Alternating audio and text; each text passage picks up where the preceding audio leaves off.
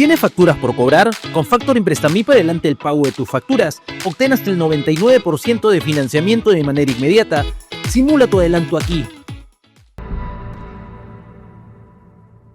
Hemos invitado a dos especialistas de temas diferentes, el señor Francisco Belaúnde sobre temas internacionales y el señor Jorge González Izquierdo sobre temas económicos, porque nos interesa, una vez explicado el contexto militar y geopolítico, saber qué consecuencias pueden derivarse para el comercio internacional, para la economía mundial y, en consecuencia, para nosotros mismos aquí en el Perú.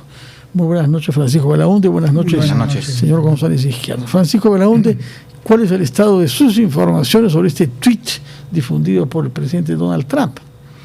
Lo mismo, o sea, hay el tuit, pero no está todavía la confirmación ni de Israel ni de Irán, ¿no? Habrá que esperar. Ahora, yo me imagino que, claro, hay que tener siempre cuidado con lo que dice Donald Trump, ¿no? Porque se entusiasma demasiado.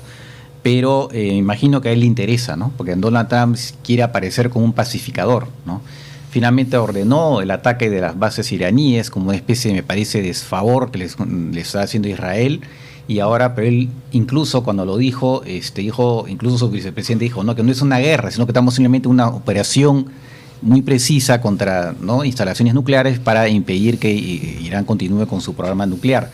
Pero no queremos una guerra con Irán, ¿no? Cosa que además hubiera generado problemas también, como ya le está generando en Estados Unidos por el tema constitucional, si el presidente puede lanzarse una guerra sin la autorización del Congreso, ¿no? Entonces, finalmente... Y sin tampoco el aval de la comunidad de inteligencia con la que hubo alguna Porque efectivamente la comunidad de inteligencia dijo que no tenía ninguna prueba de que Irán ya había decidido fabricar bombas, que estaba cerca técnicamente, sin duda, pero ahí a tomar la decisión de fabricar bombas es otro tema, porque ya ahí implica terminar de enriquecer del 60 al 90% del uranio y ahí comenzar el proceso de fabricación. O sea, su propio servicio de inteligencia lo desmintió, ¿no?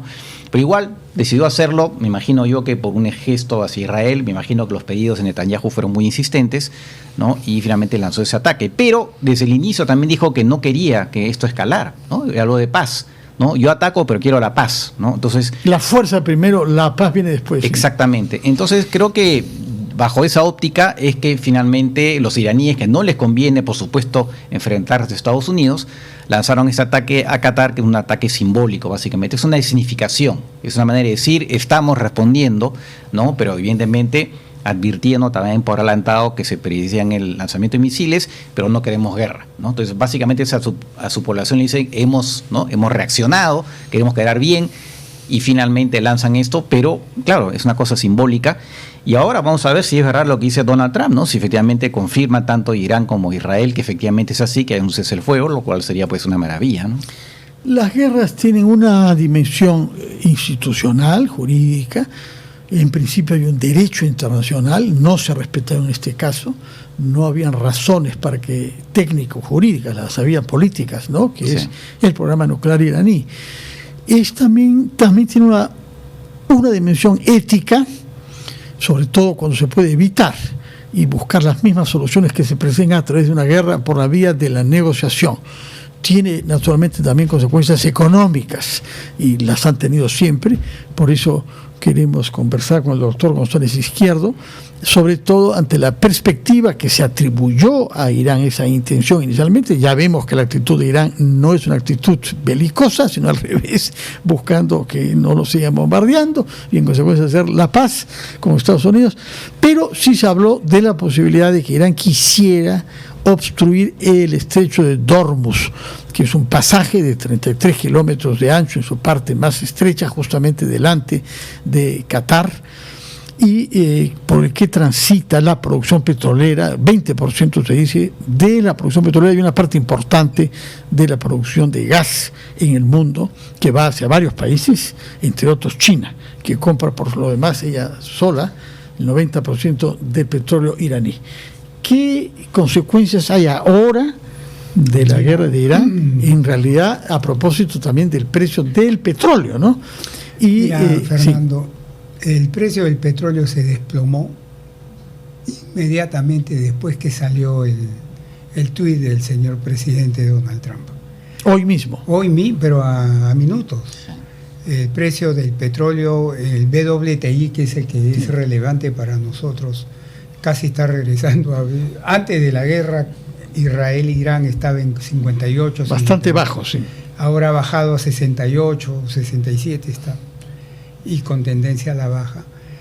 Y también el mercado de stocks en Estados Unidos pues ha pegado en un día casi un punto porcentual, que para un mercado de stocks en horas es algo muy fuerte la subida, ¿no? Entonces, o sea, en todo caso el tuit de Trump ha sido tomado en serio por los mercados, por los actores del mundo petrolero y por los actores financieros. Así es, ha sido tomado en serio, porque si no, no se produce esas dos cosas, ¿no? Una caída fuerte del precio del petróleo.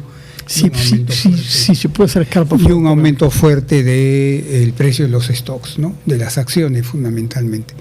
Entonces, eso ya desvirtúa un poco pues todos los temores que había de que a raíz de esta guerra y sobre todo de la intromisión de Estados Unidos en la guerra, el mundo podía incluso afrontar, en el caso de algunos países como Estados Unidos, la posibilidad de una recesión, y en el caso del Perú, la posibilidad de una caída apreciable en la tasa de crecimiento, que ya de por sí está debilona.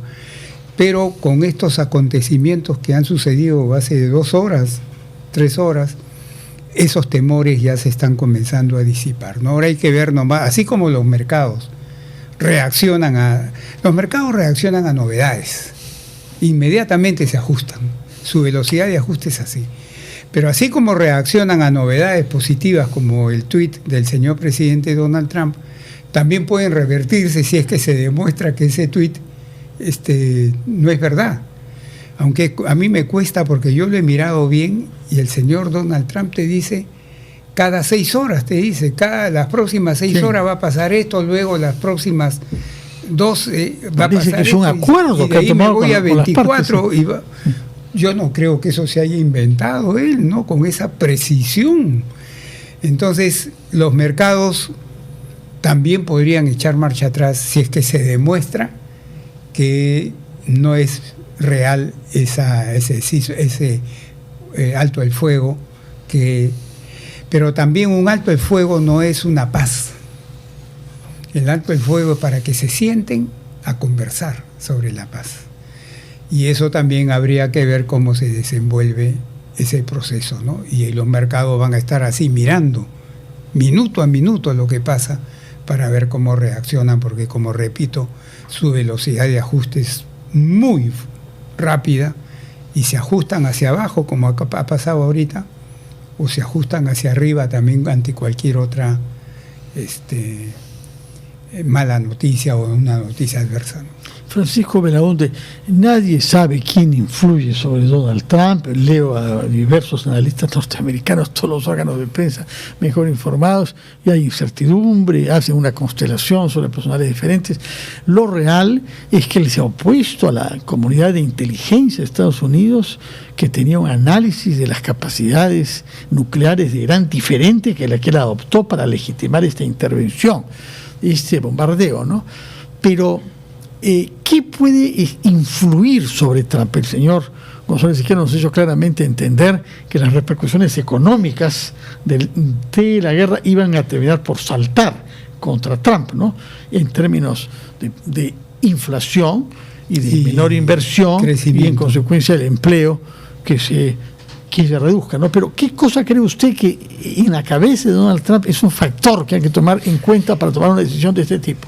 Yo creo que tiene que ver con él mismo, ¿no? Él es una persona muy impulsiva, que al final se escucha básicamente a él mismo, y puede cambiar también según una persona lo elogia, como muchos dictadores, ¿no? Que finalmente, si tú lo tratas bien, lo elogias, entonces va a tender, ¿no?, a adoptar la posición que tú tengas. Es un poco lo que decía el ex primer ministro de Japón, que murió, que fue asesinado, Shinzo Abe, que decía que él trataba con Donald Trump, lo que hacía simplemente era elogiarlo, ¿no? Digamos, acariciar su ego, como se dice, y jugar golf con él. Y con eso obtenía cosas que de otra manera no hubiera podido tener. Entonces, Donald Trump es una persona de ese tipo. Todos dicen que es narcisista, yo creo que sí. Entonces creo que en gran parte es eso lo que está en su cabeza, y también esa aspiración, ¿no?, que él quiere finalmente el Premio Nobel de la Paz, ¿no?, según dice, ¿no? Él está obsesionado con esa idea. va a ser difícil que se lo den, porque igual medio todo ordenó un bombardeo, ¿no? Pero él dice que este bombardeo ha significado que una guerra que hubiera podido durar años, dure solo 12 días, y que esta guerra será conocida en el futuro como la guerra de los 12 días, en referencia a la... No, yo creo que en realidad tiene que ver básicamente con su propia personalidad bastante, digamos, un poquito acelerada, como no sé cómo llamarla, ¿no? Más que las influencias que pueda tener. Creo que él se deja influir por personas en un momento dado, después se aburre y otras personas comienzan a influirlo, ¿no? Ahora, ese tema de la inteligencia, no hay que olvidar que cuando en su primer gobierno, cuando se habló de los informes de inteligencia que decían que Rusia había intervenido en la campaña de 2016 a su favor, él dijo, no, yo le creo al señor Putin, y se armó tal escándalo que al día siguiente tuvo que ratificarse. Entonces, él es una persona que siempre dice que sabe más que los especialistas, dijo lo mismo de los economistas. Yo sé más economía que los economistas porque tengo sentido común. Pero sobre temas nucleares y sobre relaciones con países del Medio Oriente, digamos que hay una especialización diferente que la economía en general. No, lógicamente, pero si vas a decir que en materia de inteligencia saben más que los servicios de inteligencia, pues estamos en problemas, ¿no? Sí. Señor González Izquierdo, ¿en qué otros aspectos puede influir eso sobre el Perú? Por ejemplo, respecto del dólar, que ha venido bajando. A eso voy. Mira, en la eventualidad que se den situaciones adversas, vamos a ponernos en ese escenario, que ahorita no se está dando eso, pero vamos a ponernos en ese escenario. A la economía peruana le llegaría por 3 canales los efectos adversos negativos. Primero, el canal de la producción y el empleo, porque un shock de oferta de ese tipo, de todas maneras, va a producir una reducción de la tasa de crecimiento de la economía y con ello la tasa de crecimiento de los empleos adecuados. Eso no te salva de eso. En segundo lugar, la subida de precios, ¿no? Por 2 canales también.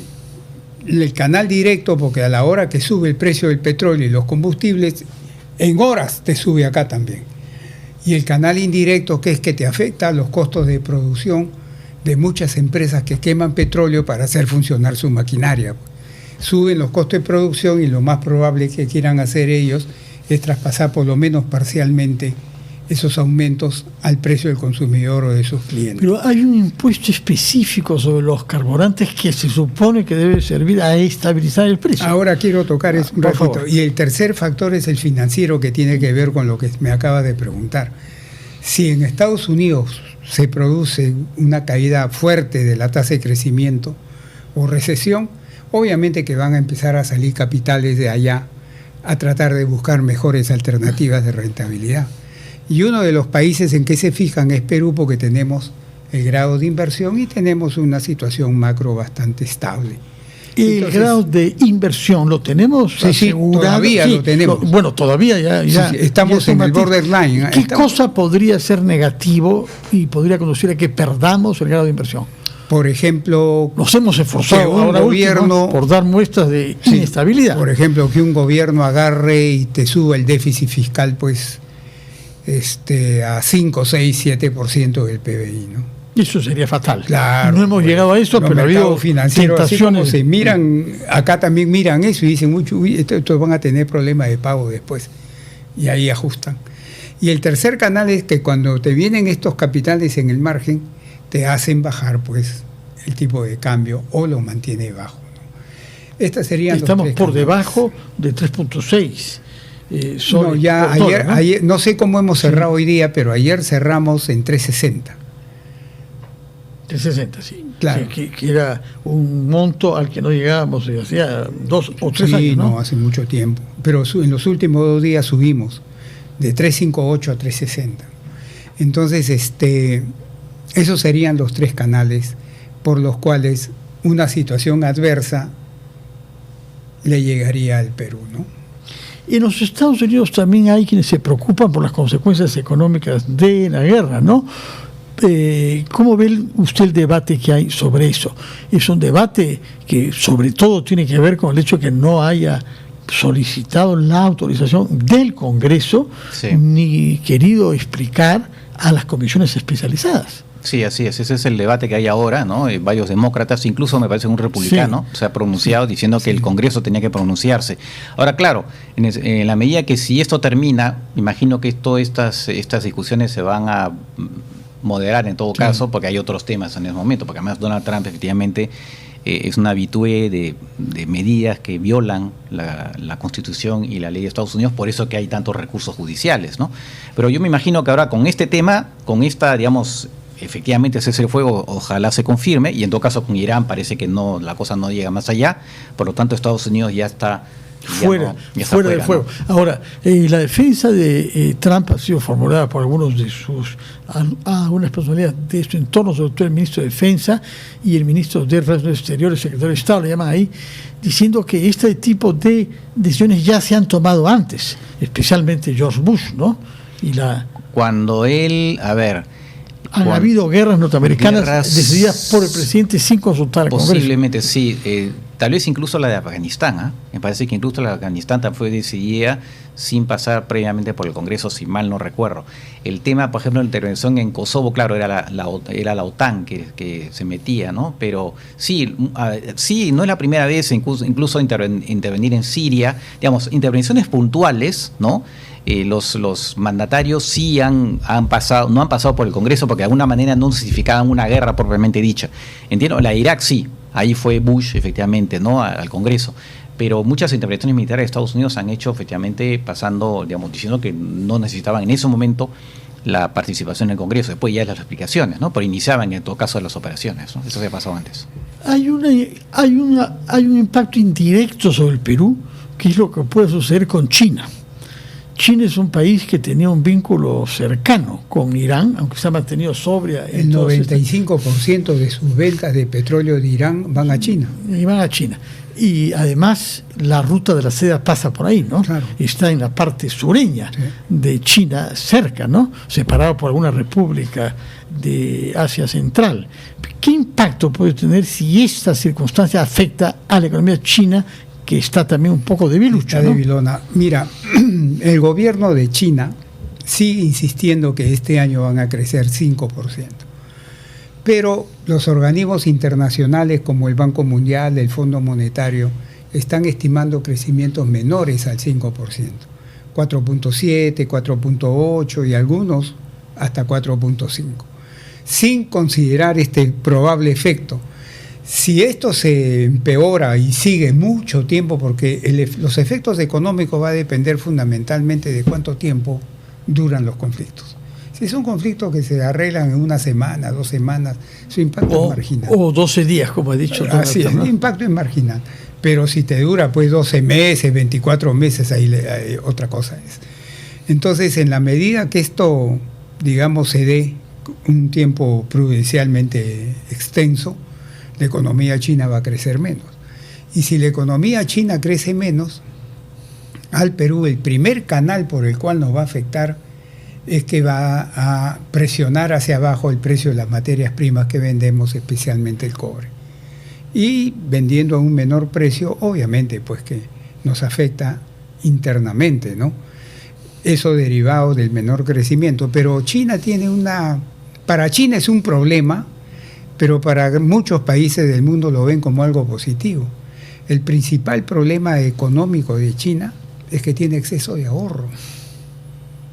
Mira lo que estoy diciendo, que mucha gente dirá... Ahorro en dólares además, ¿no?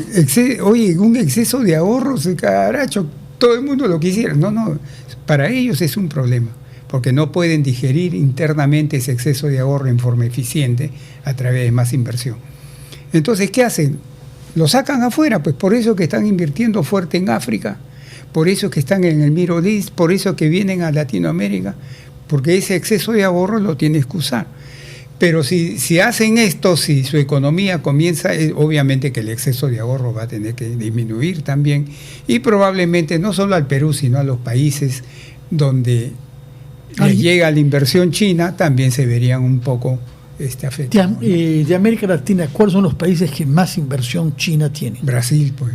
Brasil. Brasil, sí. Y Perú también figura entre Perú los que también proporcionalmente. estamos ahí en términos, somos más pequeños, pero en términos relativos se dice estamos. No por ahí. solamente es el puerto que ha atraído mucho el interés, sí, mira, sino hay minería como las Bambas e China infraestructura, tiene ¿no? 3 empresas mineras muy fuertes acá en el Perú y tiene toda la luz. Hierro de y Lima, cobre, ¿no? La Hierro, tiene cobre, acá. sí.